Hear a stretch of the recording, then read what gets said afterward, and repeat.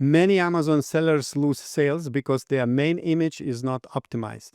In this video, you will discover a step-by-step process to test your main image, create variants based on shopper behavior, and run A/B tests to find the image that gets the most clicks, all using the tool called PickFu. If you want to try PickFu yourself, find the link in the description and use 50% off code OrangeClick. So get 50% off your first poll using code OrangeClick. Hello, Justin. Welcome back to Orange Click YouTube channel. I'm really happy to have you as my guest today because you're going to share a very practical main image workflow, which is based on the Amazon search results page and the mockup you have been creating with PickFu. So before we go into that and kind of seeing what you have for us, could you first introduce yourself and also give us a short overview how PickFu is usually helping Amazon sellers and e-commerce sellers? Sure. So my name is Justin Chen. Thanks for having me, Lisette. I'm one of the co-founders at PickFu. And so what PickFu is think of it as a digital focus group that helps brands get hypothetical feedback on all aspects of their product. So it could be as early as branding or product concepts, and then all the way to product design, packaging, and then marketing creative. So most brands know us for testing and improving their main image because it's kind of the most obvious thing you can do to improve your performance.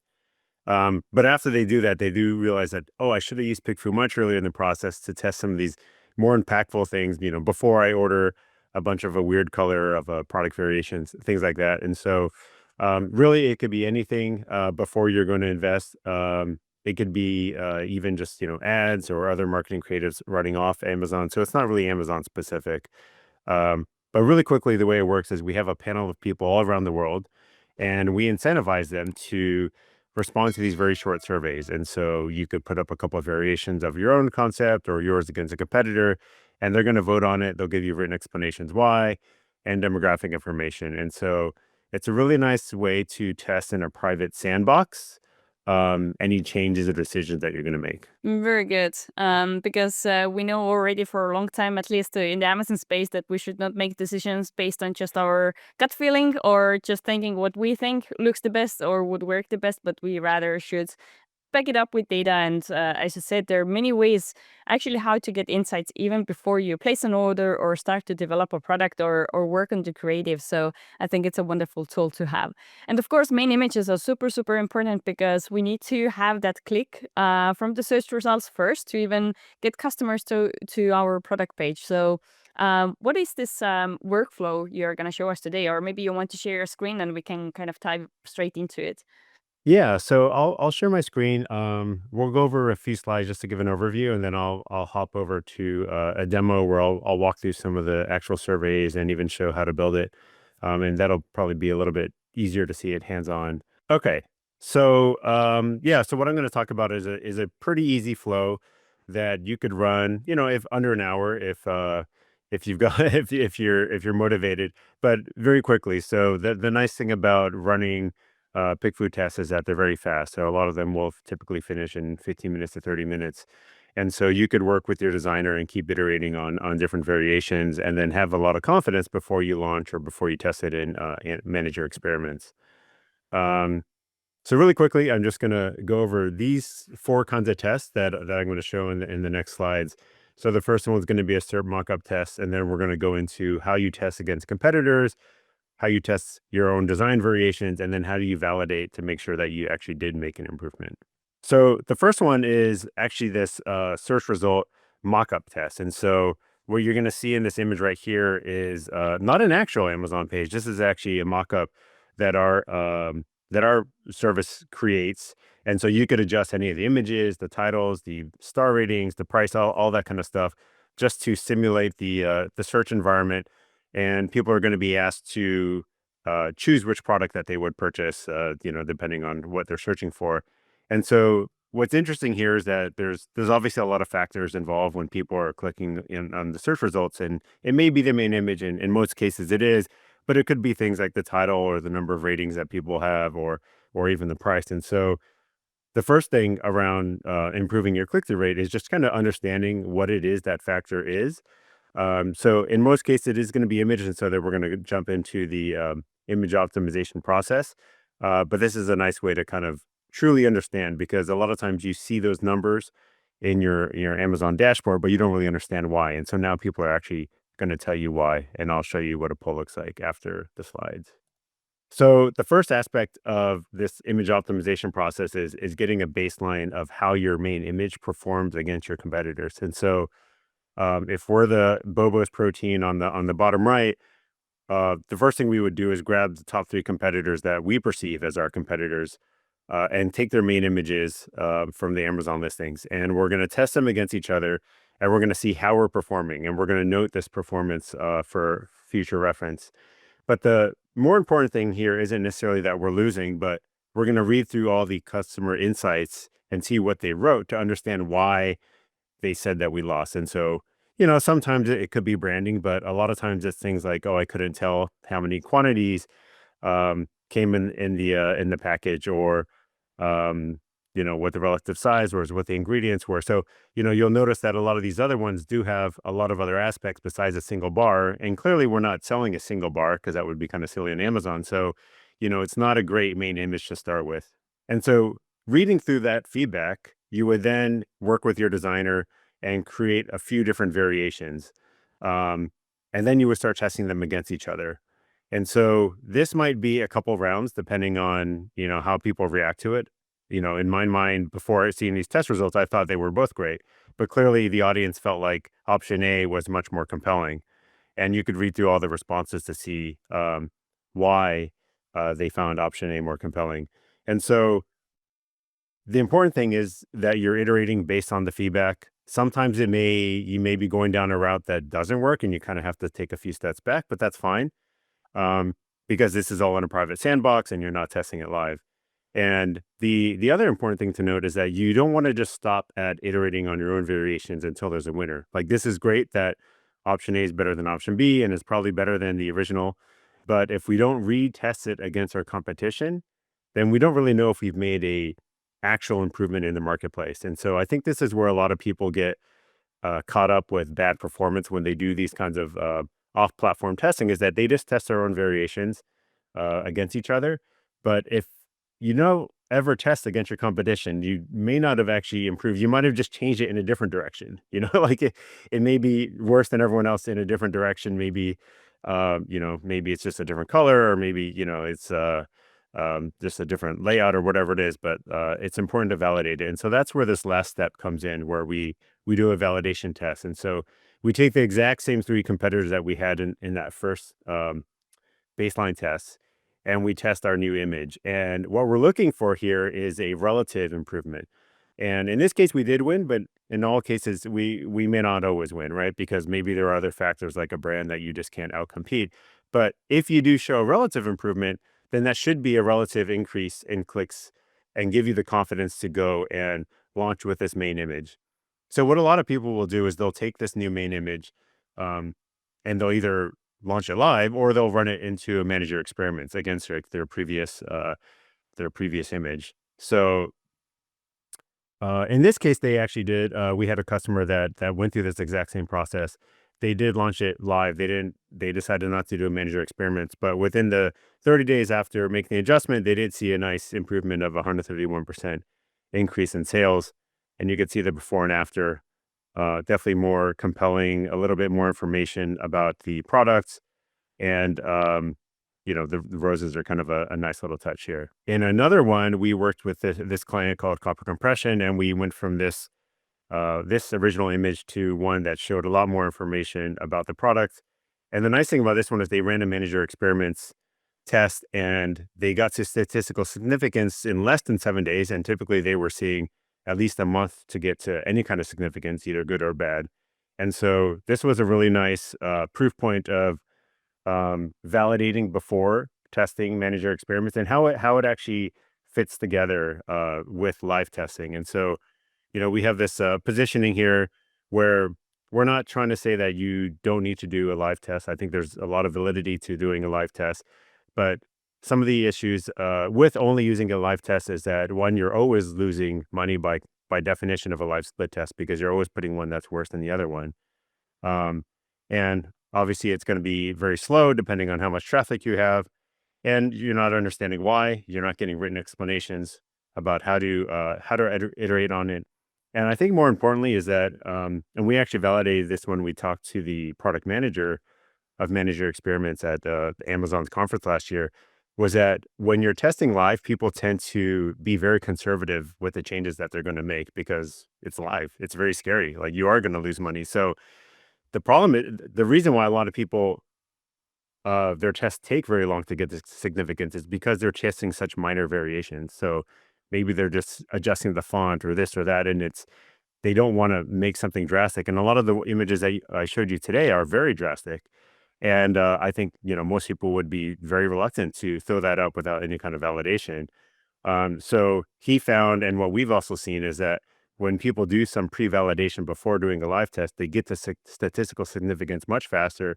And it does validate it in either direction, because it is a much stronger swing for the fence. So yeah, so that's kind of how we position it, that, you should be testing in a private sandbox before iterating, validating, and then, doing a live test with manager experiments.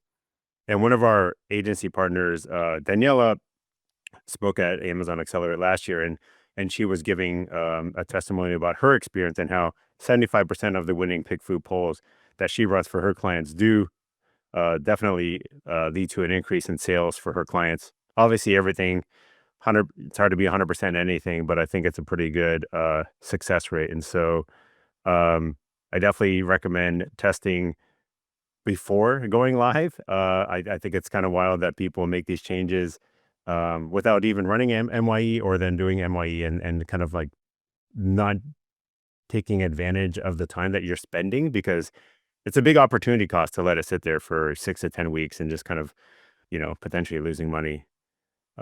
Yeah, so those are the slides I have. I don't know if you have any questions before I hop into. Maybe one question which is more related to your own like personal shopping behavior, because Sure. I assume you're also shopping on Amazon. So I was just curious to know, when you search for something to buy, how easily you kind of spot like bad main images, or you're like kind of opening up the search results page and then kind of noting one thing about one main image and another, and how it kind of influence your own buyer behavior. Um, yeah, I guess I'm kind of skewed now that I've seen so many optimized images, but I do appreciate the ones that intentionally portray as much information as possible. And that also gives me a little glimpse into how much, I don't want to say how much they care, but kind of how intentional they are about like their Amazon listing, or even Amazon as an important channel for them. Because a lot of brands who are selling multi-channel, they'll just kind of throw it up on Amazon to check the box. And um, that's not even a great feeling from a customer standpoint, because you want to feel like this is an important channel for them in case there's an issue with the product, and they're going to be responsive and all these kinds of things. So I definitely appreciate kind of higher production value main images that definitely show off all the things that I want to know without having to click, right? So how many products, all the things that are included, some of the highlights of the ingredients or certifications.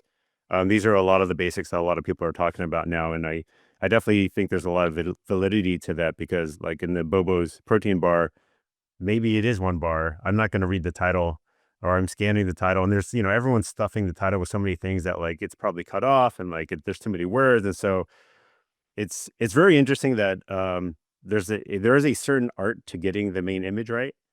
But you kind of know it when you see it. And at the same time, every category is different. You do have to test like all the best practices for, food products may not work for dog products and all this kind of stuff. And so people always ask me like, oh, what should I do?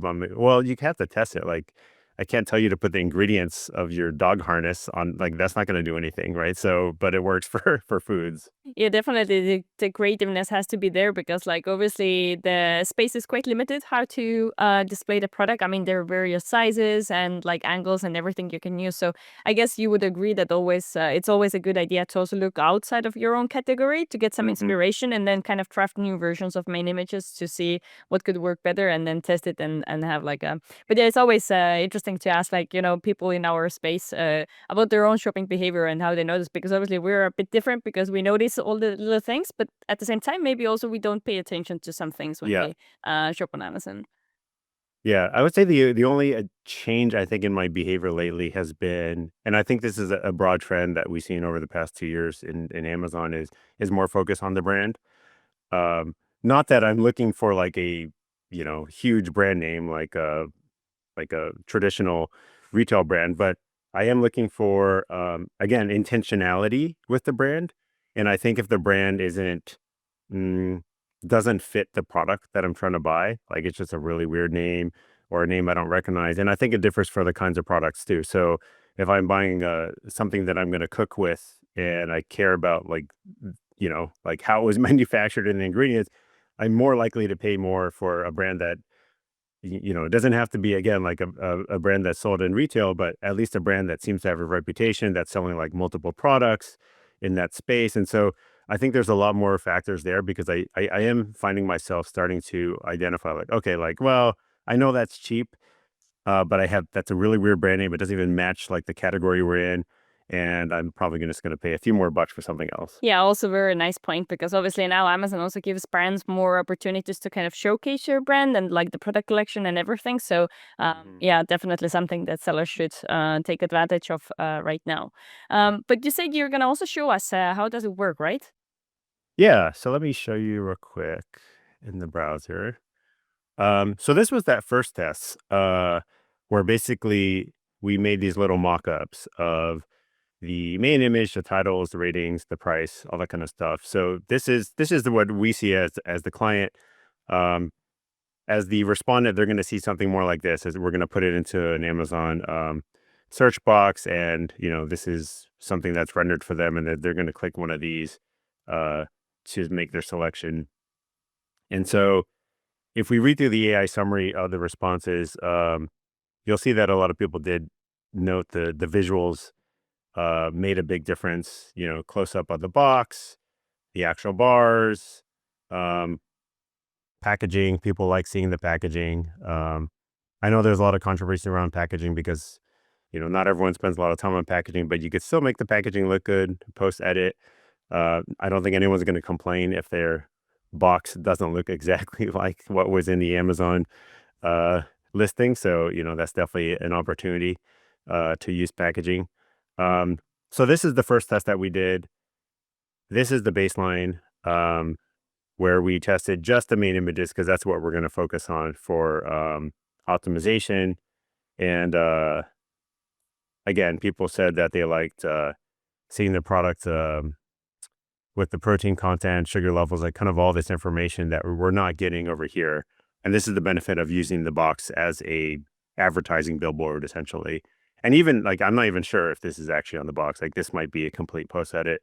And again, I don't think anyone's going to care.